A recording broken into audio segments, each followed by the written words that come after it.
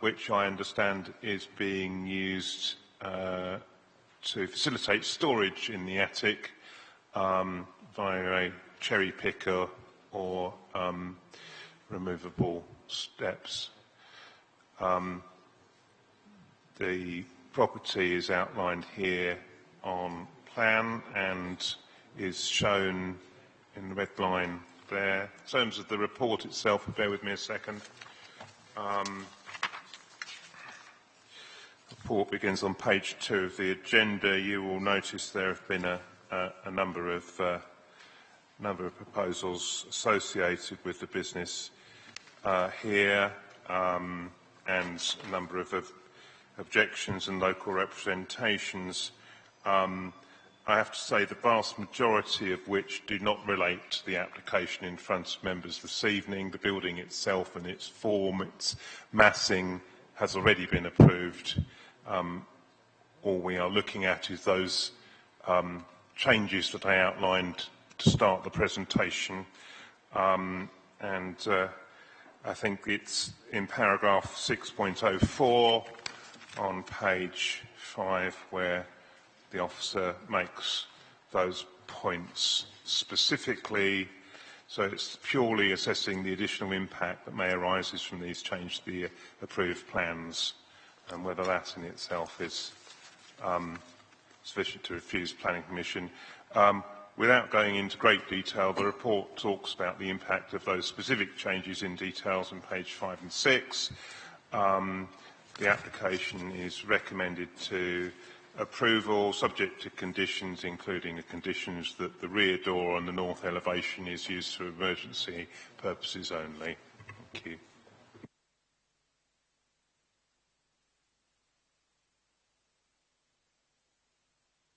Right, thank you very much. Right, we move forward to Councillor Dean, Harwich Parish Council, who's been very present and patient over there.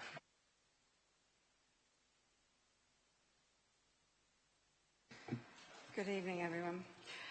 Harwich Parish Council has grave concerns over this retrospective application.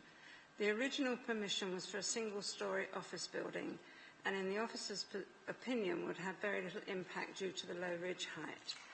This building is more than 6 metres high and towers over neighbouring properties. Neighbours' objections make it clear that this is an infringement on their privacy and their entitlement to quiet enjoyment of their properties.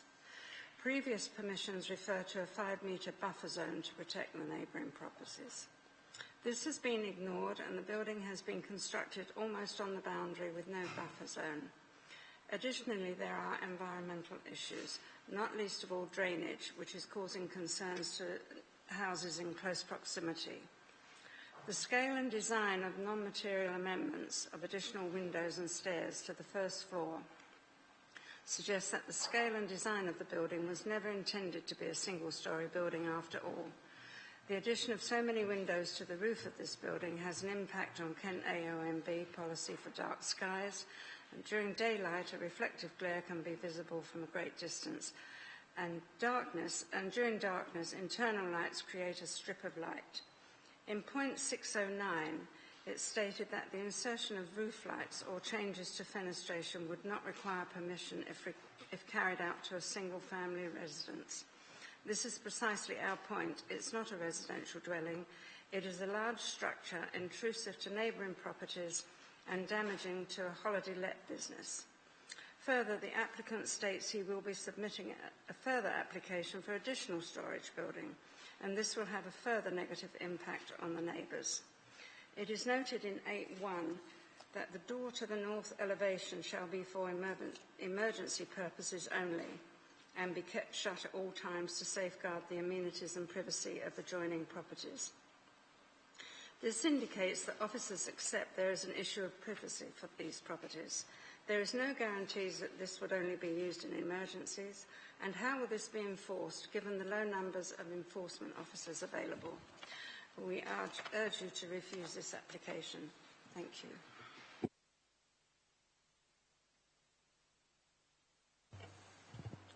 Thank you very much. Councillor Mrs Sams, please.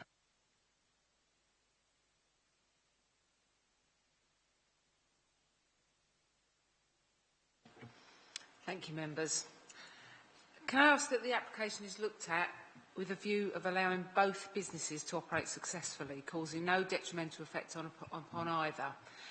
There are animals, which is part of the neighbouring business, that need protection from the packaging materials that are flapping in the wind, causing distress, and obviously coming from the application site with the potential to cause a fatality to an animal if digested. Good screening and good bunding would dramatically reduce, if not prevent this. And it would seem sensible to regulate through this permission the height of the bunding to be the same as the height of stacked palleted tiles that have been allowed. We've got palleted tiles at 3 metres with a suggestion of a bund of 1 metre, which seems to me ridiculous. The screening should be, as the word implies, screen. The buildings on the original plans, as Mrs Councillor Dean has said, is supposed to be a single-storey building, and we're talking about a cherry picker to go up to the door. So if we're using a cherry picker, are we saying there are no internal stairs? And if there are no internal stairs, how can it be used for an emergency?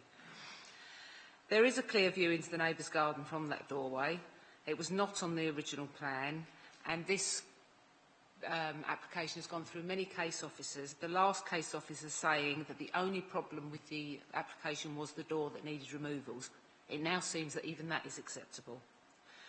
On previous drawings, the original bund and the trees stated that they would remain to the north-facing area. They've been removed along with the mature trees, and these need to be replaced for privacy and noise reduction.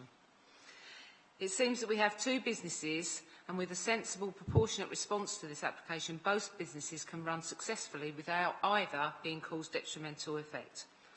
The permission allows one business to operate, causing unnecessary harm to the other and to neighbouring properties.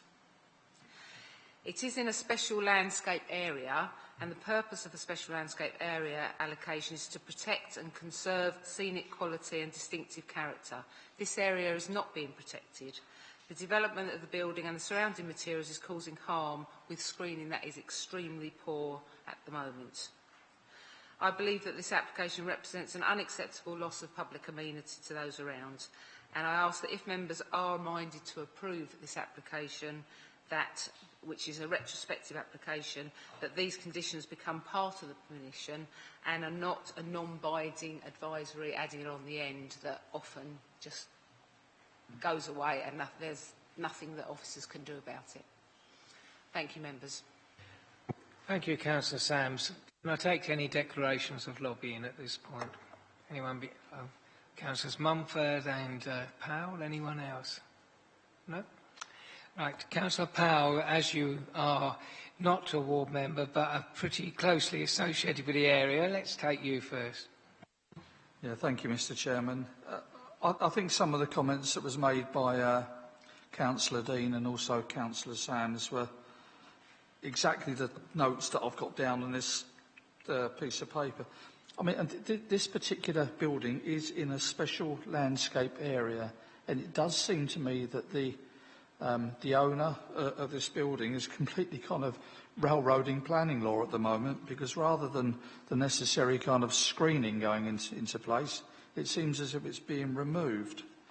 There is some screening there, and I think it was pointed out tonight, which is about 1 metre high, but then when we're talking about actually these pictures don't really do it any justice at all, does it? They're quite amusing to think it's going to go up higher than that. But you're looking at screening of 1 metre for a 3 metre building. I think there was a mention that, was it cherry pickers were needed to go to the top? Well, if you actually understand where this area, it's a pretty decent area. I mean, it's in view of the Kent AONB. It's clearly not going to be used for residential kind of purposes. I mean, the buffer zone doesn't exist. Sorry, Mr. Bailey, are you listening to me? Yeah. What's your? Yeah. Sorry. Okay. It's a complete infringement on any privacy. In fact, it sticks out like a sore thumb at the moment. And it was originally suited for two businesses, of which were single story, which I don't think anybody's got an issue with. I mean, nobody actually wants to see businesses kind of stop working, but it's when one particular business seems to actually kind of take over everything in its immediate vicinity.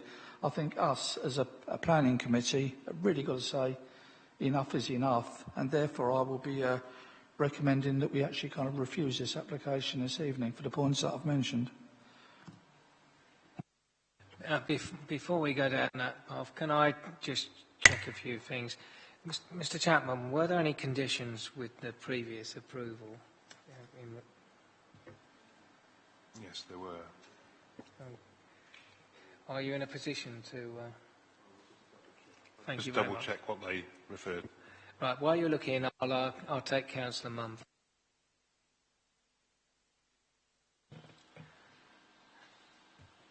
He is looking at these conditions, and I'm informed that the bund to the northern side of the site was removed. And what I really want to know is the bund, was that to stay? And can we do anything about it, like reinforcing the northern boundary where the bund was removed when they did the building work? Can we put a landscape on this as a condition where we have trees and possibly a fence? And I must admit that doorway is odd. And I'm not sure I'd want that facing me, and whether that was part of the initial planning permission, I'm not sure. But that really does concern me, and it would concern me if it faced my property.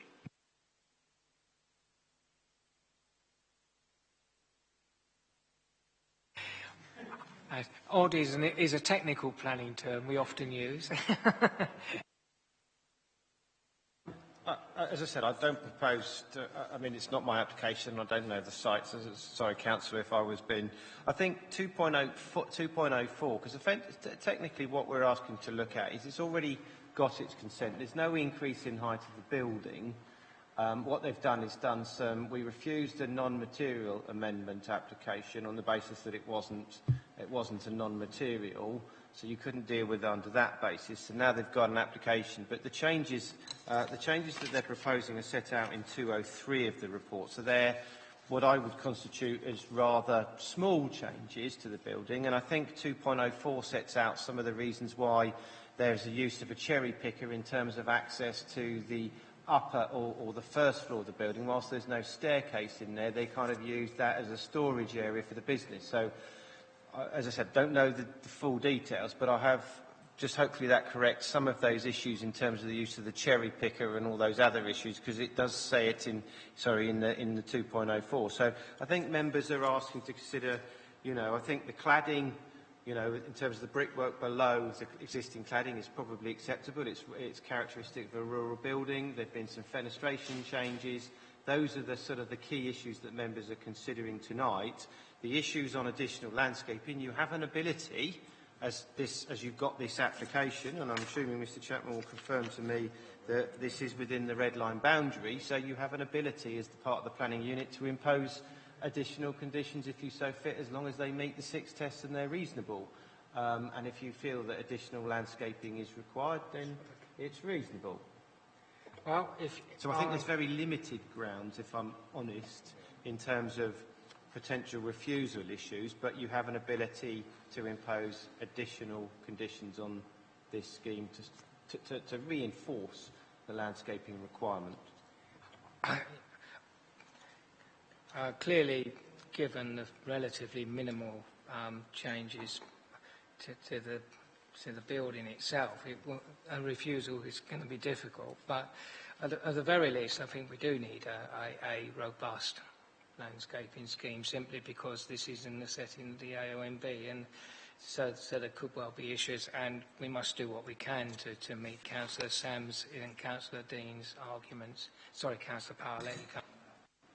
Yes, Sonny, as I said beforehand, is that there has been development gone on at this particular site before, and what we've actually asked for hasn't happened. The word character and small change was mentioned, Mr. Bailey. Obviously, the way it is or the way it's set out certainly isn't in character far from it, from the local community. And small change, well, it might be a small change to us on a planning committee, but it's a massive change to people that are having to look at it. So, yeah, I'm happy to go along the conditions kind of route, but yes, as long as the conditions are fairly substantial and this building becomes in keeping with everything else and the area in which it's actually sited. So I'll be very interested, well, I wouldn't be interested, I'll be very grateful for anybody that can give me some help tonight on the conditions that we apply to this site. Extremely robust enforcement as well. You know, it may take that. Councillor Harwood, this committee always looks to you for information on landscaping. I think because this site is in the foreground of the Kent Downs area of outstanding natural beauty, both the AONB management plan that we've adopted as Maidstone Borough Council and national policy states that that you should seek to mitigate any harm on the AONB. So therefore, I think that this is currently quite a hard site. It really needs to be softened. The only way to do that is with boundary planting, I think. So I think if we stipulate boundary planting, I do have some concerns though about compliance, and I wonder if there is any vehicle to ensure compliance, something like a phasing condition or something which ups the ante to say that before this site is fully operational and so on, we need the landscaping scheme to be in and be satisfied before we sign it off. Councillor Harwood, in order to address that, because it's a retrospective application, my advice would be that what you would do, you would say, effectively, within 3 months from the date of this consent, the landscaping scheme shall be submitted. And if it's not submitted within that period of time, then this consent falls away, or words to that effect. What that does is that enables an enforcement mechanism, because then effectively what you're granting here falls away. Now, it's not going to take away the consent for the building, it's going to take away those consent for those alterations that you're proposing. So you kind of use it as an enforcement mechanism. You do a breach of condition notice, but it takes away the consent. So if you give me delegated or Mr. Jarman delegated authority to phrase something on that extent, then that's just what I'll do. I'll get the details to be submitted within 3 months, and if they don't submit it within that time, then effectively the consent that you'd grant tonight would then effectively fall. Submit and be implemented. Yes, yeah. But obviously landscaping, it's got to be, you know, I would then suggest it's got to be planted within the first planting season, and then obviously that gives me an enforcement mechanism on breach of condition to then go and act, and effectively you say you haven't got the consent for those works. So. Right, that sounds pretty robust. Councillor Mumford. Just so I do justice to this lobbying, that there's, as we've been told, there's 2 businesses running. One is animal-based, I believe, and one is sort of material-based. It appears that the bun was removed on the northern boundary, and there's great concern that that northern boundary needs to be thickened up, either with a close-boarded fence, mature tree planting to soften that at a later date. But I would ask that when you're negotiating this landscaping, you pay particular attention to the northern boundary to separate the 2 businesses so they can work alongside each other. I'm sure that can be taken on board as a part of the landscape condition that we're looking at here. Right, Councillor Harwood, thank you for that. I will formally propose the recommendation as amended with that condition. Those in favour? Thank you, that's everyone. Hopefully that will work. We move on to item 12, page 31. Thank you, members. This is an application for a 2-storey side extension with external staircase at the Willows. Turn into the photographs of the site. This is the property, set in quite a large ground. This is the front elevation with various additions. The side as we move around the site. It is within, for defined purpose, designated countryside. So obviously countryside policies apply in this instance. This is towards the rear of the site. This is the block plan showing the extension here. And as I said, it does have quite an extensive curtilage area, but I would draw your attention by policy terms as countryside. It then looks at modest in terms of extensions, and obviously the residential SBD extension guide is applicable in terms of modest extensions to dwellings. So this is the existing floor plans, elevations. This was an application that was refused recently for a not too dissimilar, albeit slightly more contemporary proposal.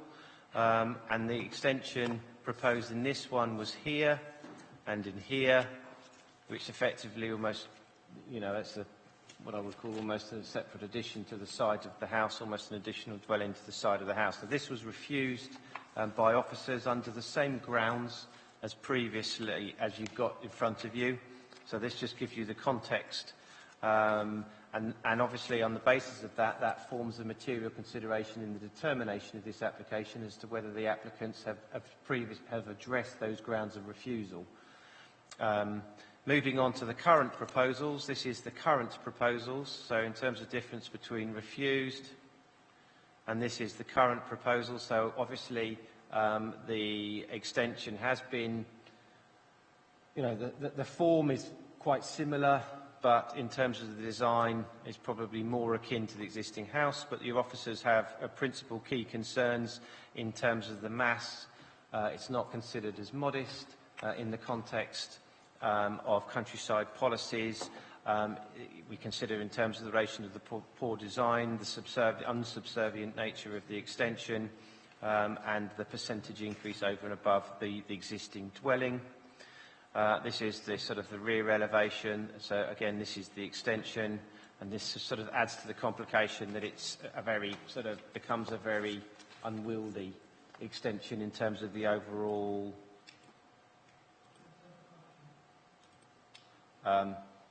design of the existing house. So you then turn into internals, ground floor. In terms of these are almost designed as what I would almost consider is, maybe one could call it an annexed. I know members have got some responses back from the applicant that I think came round when this application was deferred previously. There is a link. The only link that I could gather here is a link between, so this is the new extension, the door that goes here into this, which is the existing extension. And obviously it's got an access around the side here, and this is the existing access from the first floor. You know, obviously the only access from this four-bedroom property is through here, and it links up to here, and then this property is separated. So in effect, in terms of policy, it is it's not an annex, but it's obviously almost not quite self-contained, but it's intended for that purpose. So in terms of the principles, your officers consider that the previous ground of refusal hasn't been addressed. That still currently stands. It's not considered to be modest. It's of generally poorer design quality than one would expect in this locality, which have got large houses set in spacious grounds. Obviously, the lobbying material that you did have does refer to other extensions, not too far from this site. But in terms of, you know, as I said, I use the analogy, each application on its merits, but notwithstanding that, that extension was subservient and in keeping with the existing dwelling. So on that basis, the officer recommendation is to refuse the application. Thank you. Thank you, Mr. Bailey. Mr. Trigg for the applicant, please. In a minute, in due course. Mr. Trigg, please.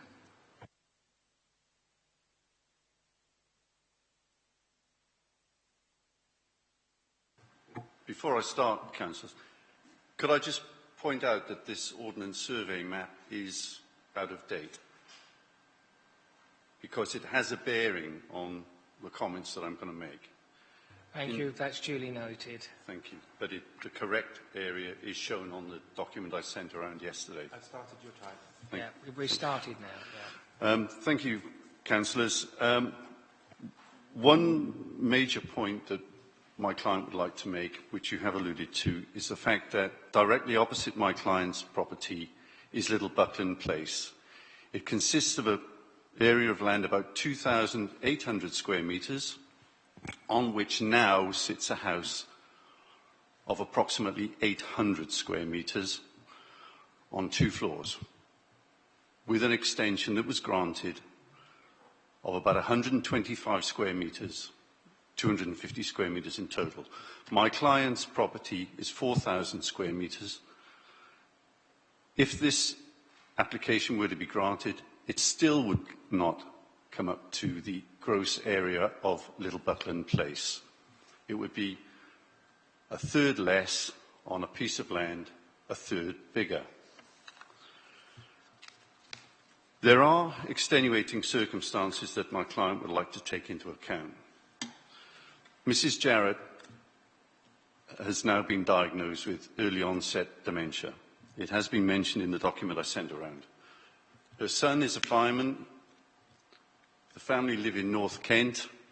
Their daughters have been granted places at the adjacent school. Their son-in-law, fireman, as I mentioned, has now been transferred to Maidstone. In order to deal with Mrs. Jarrett's ongoing and progressively worsening situation, they would like to spend their years, the rest of their years, with their family. To do that, they need space. They need their own spaces. The points you made about the layout, the reasoning is that the existing snooker room, which I don't think you mentioned, is to be converted to a kitchen and a diner so that that becomes the hub of the house, so that you have 2 houses sharing, or two areas sharing the one space. In terms of the design, the second application does take into account and is sympathetic to the existing building. There are similar materials, but I have broken them up with areas of render to try and break up any perceived massing. You mentioned the dwelling opposite, and the case officer has mentioned that our application may result or will result in 8 bedrooms in the house. I would point out that the house directly opposite Little Buckland Place has 7 bedrooms plus a granny annex. In effect, has 8 bedrooms. But we feel that there is a disparity. Pardon? Please. If you could draw your remarks to a close. Thank you. Thank you.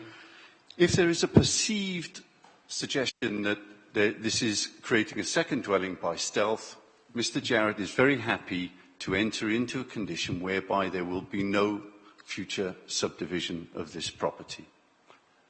The house is very difficult to actually subdivide, as are the grounds. Deliberately so. There. Thank you, sir. Thank you. Right. Can I take members' attention to the papers? There is an urgent update.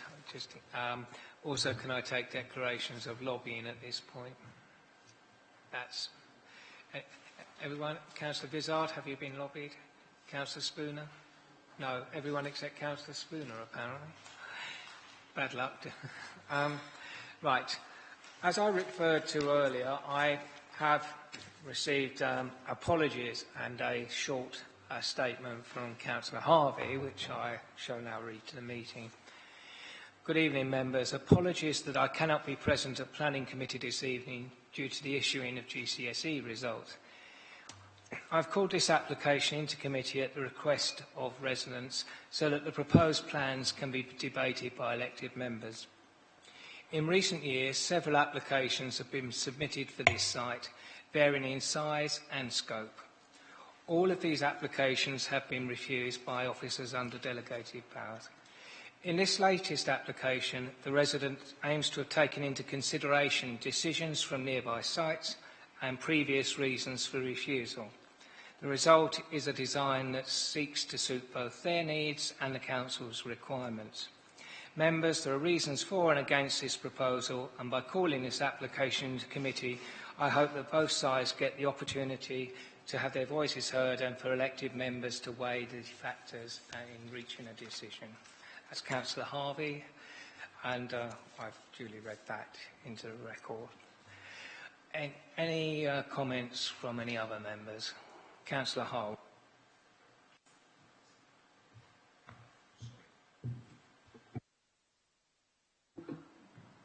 Thank you, Chairman.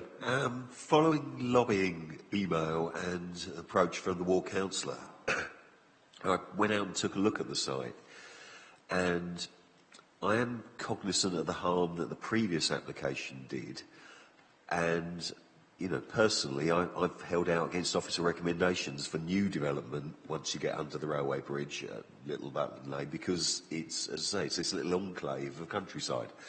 However, I could not, frankly, see the harm that really accrued from the extension of, because there's a number of quite kind of modified properties in that area that are quite large. It sits within a very large area of hard standing. So I couldn't really see any harm either to the built form of the existing building, which is not, you know, a thing of beauty, and I couldn't see harm to the countryside because of the situation. And,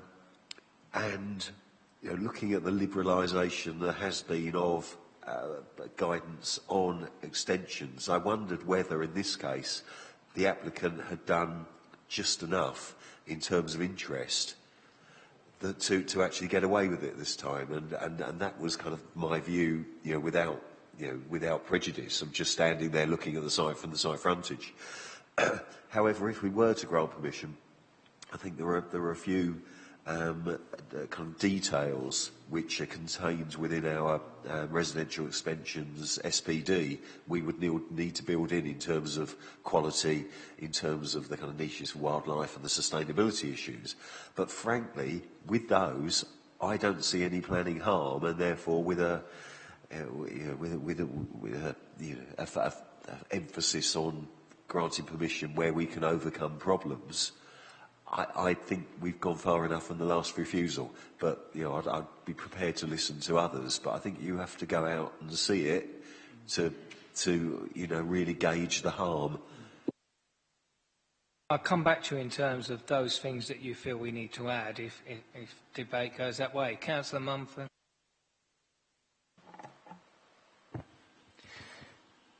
These are just two questions to the officers. Other applications, I have to take into consideration the personal circumstances of individuals and individual families. Can I do so here? And if we did, or if we were minded to approve, would a condition of no subdivision, as been suggested, work, and would it be enforceable? Two very sound questions. Deal with the latter one first. The difference is you'd need, in terms of, you need planning permission to create two separate dwellings for a start.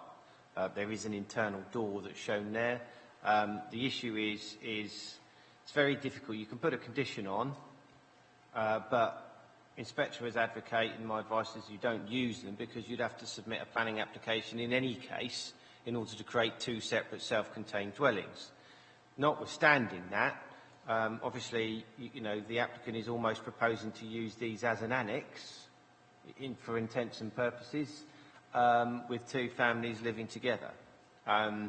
So I don't think is the condition necessary on that point. Does it meet the 6 tests? No, in my view, because you know, you can only impose those conditions if they are necessary, and technically, as I've said, you'd need consent anyway to create two self-contained dwellings. To a degree, it has been designed to make it difficult to sever, you know, especially orientating the house round this way, because even if you were to take out this middle extension, you're going to get a very funny, convoluted style. So I can agree with the agent sitting over there, who's probably said it's been designed to that extent, but it is a very large extension, which is the officer's concerned. And so dealing with the first point now, which was about whether you can take into account the personal circumstances of early onset dementia. I mean, personal circumstances seldom outweigh any harm arising from the development. So in normal circumstances they can be material, but very clearly they'll seldom outweigh any harm that will arise, because those personal circumstances, dare I have to say it, will pass at a certain time and that harm will still arise.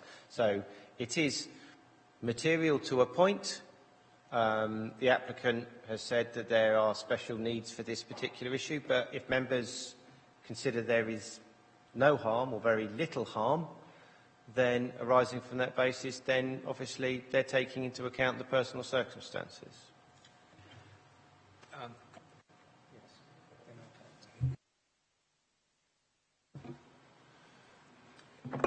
Oops, careful.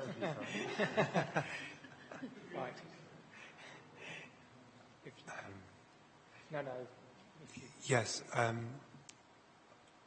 Obviously, from a legal perspective, if a condition was placed restricting any subdivision of the building, but on the ground the doorway was blocked off and no enforcement action was taken for the requisite number of years, then it would be unenforceable at that point.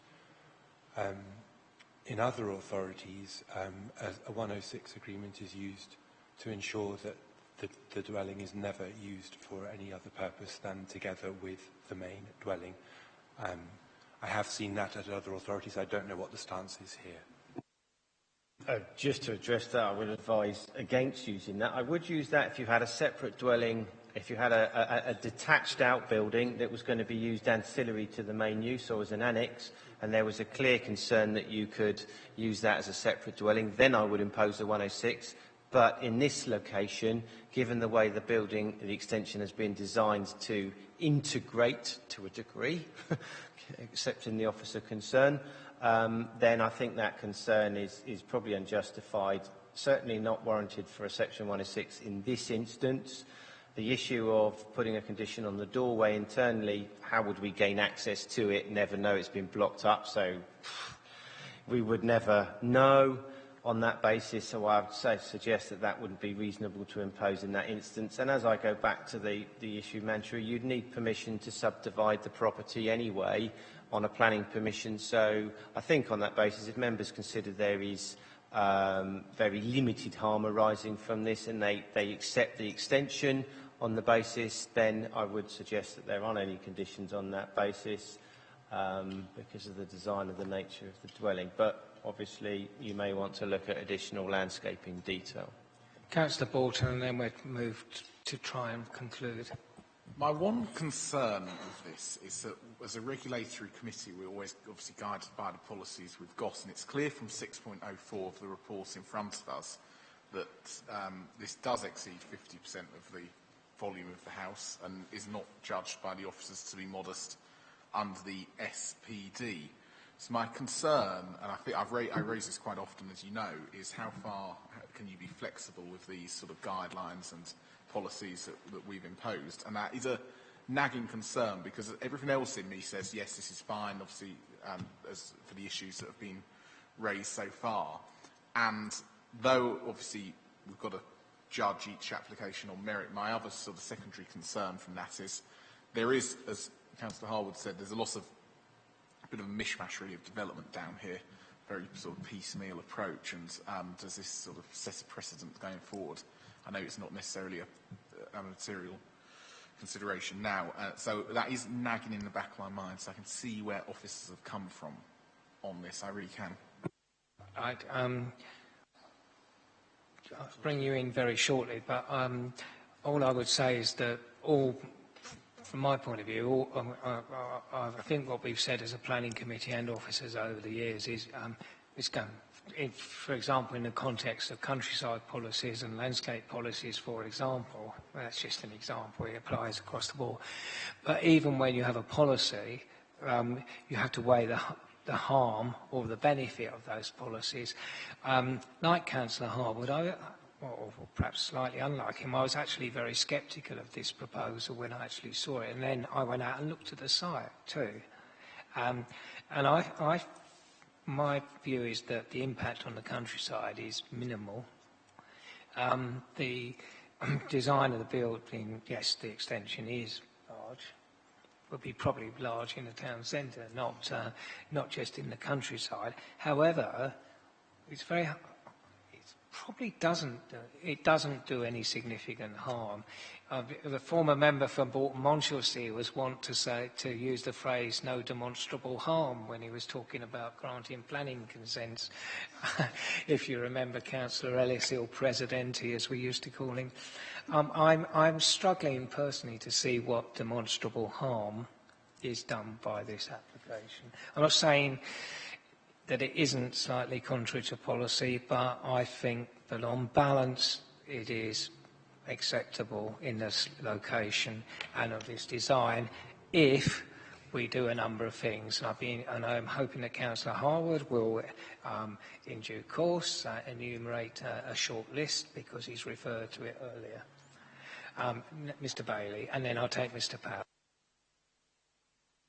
Said on that basis, I mean, technically members are going to have to give reasons to go to contrary to officer view. If members could turn round and say, in effect, they acknowledge the fact that the extension isn't modest, it's a large extension. However, given the fact that they consider that there is very limited harm arising from that proposal, they consider that in this instance, based on the merits of the scheme, that the extension is considered acceptable. So you're going to have to give reasons for overriding that, but you could give them in this instance that there's a lack of harm which enables you to grant permission in this instance. So to answer Councillor Hemsley's question, it wouldn't create a precedent. Was it Councillor Borton? Then obviously that would enable you, and obviously the man treat each application on its merit, so it wouldn't set any precedent on that basis. Councillor Powell, you're getting almost a lot. Mr Chairman, can I just propose approval with delegated powers to bring it to a close, please? Thanks. Well, I do want to take Councillor Harwood's points on landscaping, bat boxes, Swift bricks and renewables if he was going to make them. I mean, first of all, I think we are going against the officer's recommendation, and I think it's beholden on us to say why. And it is this point around there being less than significant harm on the functioning of the open countryside in this location, and also the fact that the applicant has clearly tried to overcome the reasons for refusal in the recently refused application. And it's a value judgment, but to my mind, they've gone far enough. In terms of the quality issues, currently the building is very dominated by the double garage, and I think actually there's an opportunity here that if the materials are good, if we incorporate those kind of design additions that we allow through the SPD, such as renewable energy generation in the extension and such as niches for wildlife bat tubes or whatever in the roof, I think we need to do that. But I think the critical issue there is to have that materials palette reported back to officers, so that, if you like, we can enhance the unit even though it's bigger. But with that, I think it's all the standard conditions that we would attach to a large extension such as this. Presumably, Councillor Powell, you'll take on board those, right? And are you seconding, because Councillor Powell actually moved in? Thank you. Anyone want to add anything? No? Officers clear on what we're proposing? Yeah, I would just ask for delegation to the head of planning just to frame those conditions, but I take on board we'll have those as key condition points. Right, all those in favour of the recommendations amended? Those against? Abstentions? Thank you very much. Congratulations, Mr Trigg. Have a nice evening. Right, members, I think that almost concludes the meeting. You'll be glad to know I don't have a long list of announcements. Right, could I just, But Councillor Cox obviously does have a point. Sorry, in the light of my expletives very at the beginning, I'm minded that in 2 weeks' time we're going to be quite full with people here, and I really must insist that we get the screens working. We can't go to that 3 thing when we've got those 3 Sutton Road and we're going to have information on here. They've got to be good, large images if we're going to see things, and we must be able to see them, because I don't want us to look any worse than we do at the moment. No one could accuse you of looking bad, Councillor Cox. Uplifting note. Mr Bailey, were you about to interject? Yeah, no. just going to say, just to introduce members, you would have seen a member of our, newest member of our staff member at the back there, Rebecca Prideaux. She's one of our senior enforcement officers, and she just wanted to come and observe members tonight. If you want to put a name, to her face, she's our enforcement officer who's been taking lots of action very recently, injunctions and temporary stop notices and everything else. So to put a name to her face. I hope you enjoyed it. Ms. Prideaux. Would you mind introducing the young lady? And just to add on to that, we've got one of our newest planning officers, who's probably had one of her. This is your first attendance, Michelle Kwok, who's. Sorry, yes, she was here last week, but hopefully, members, if you see the name, this is Michelle Kwok. She's one of our newest planning officers to the team. So hopefully, you've had the introduction to members. Thank you. Thank you very much for that, Mr. Bailey, and welcome, albeit belatedly. Well, thank you, members, for your input, officers, for a marathon session.